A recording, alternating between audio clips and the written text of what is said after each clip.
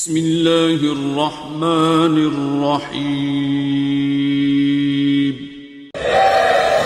کچھ لوگوں نے تبرہ اتنا غلط انداز سے پیش کیا ہے، انہیں سمجھانے کی ضرورت۔ تبرہ ہمارے یہاں نماز روزے کی طرح واجب ہے، ہمارے یہاں حج زکوٰۃ کی طرح تبرہ واجب ہے۔ ابھی میں نے خطبہ پڑھا، جب تک کہ خطبے میں نے اہل بیت کے دشمنوں پہ لعنت نہیں کی ہے، خطبہ پورا نہیں ہوا۔ تبرہ ہمارے ہاں عبادات کا حصہ ہے، مگر کچھ لوگوں نے اس کو ایسے پھیلایا، ایسے عام کیا، ایسے غلط انداز سے پیش کیا کہ یہ تو تبرہ کرتے ہیں، یہ تو تبرہ کرتے ہیں۔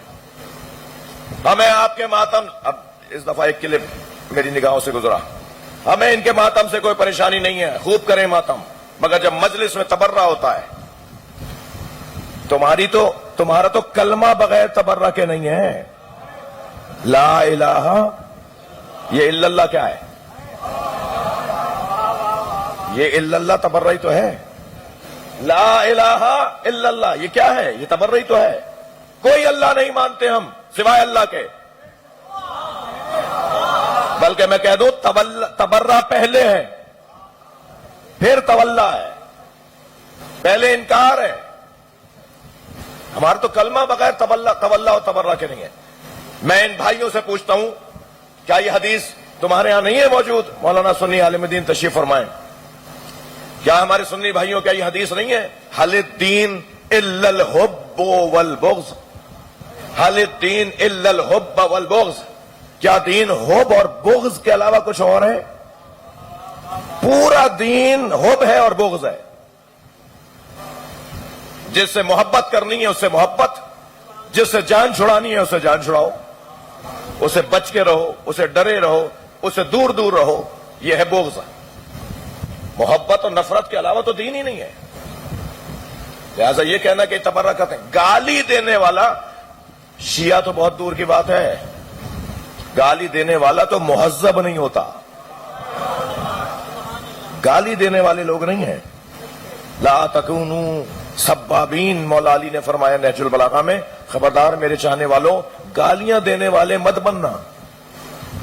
یہ قوم گالیاں دینے والی قوم نہیں ہے۔ تم تو اسی پہ مرے چلے جا رہے ہو کہ ہم علی اور فلاں بھائی بھائی نہیں بولتے۔ ہم کیسے بولے بھائی؟ یہ ہمارا نہ بولنا تبرہ ہے۔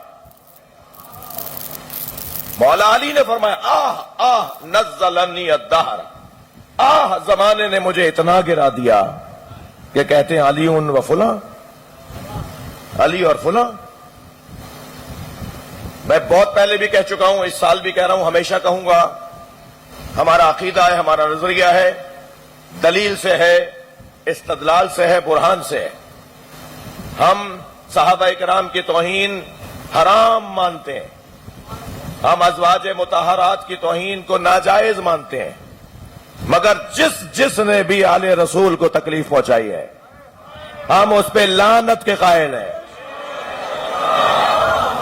اب یہ تو زیارت عاشورہ نے اور زیارت وارثہ نے ہمیں طریقہ سکھایا ہے۔ زیارت عاشورہ میں نام کہاں ہے؟ اب اگر کل تم نے شمر کو صحابی ثابت کر دیا، یزید کو تو کر رہے ہو نا، تو تمہاری وجہ سے ہم اپنا نظریہ چھوڑ دیں گے۔ یاد رکھو یہ پاکستان ہے، نجسوں کی جگہ نہیں ہے، یہ پاک لوگوں کی جگہ ہے۔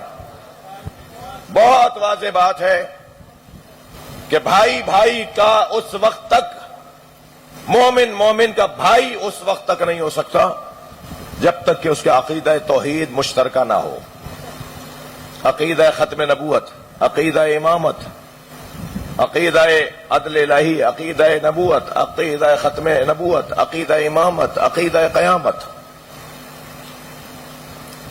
الحمدللہ۔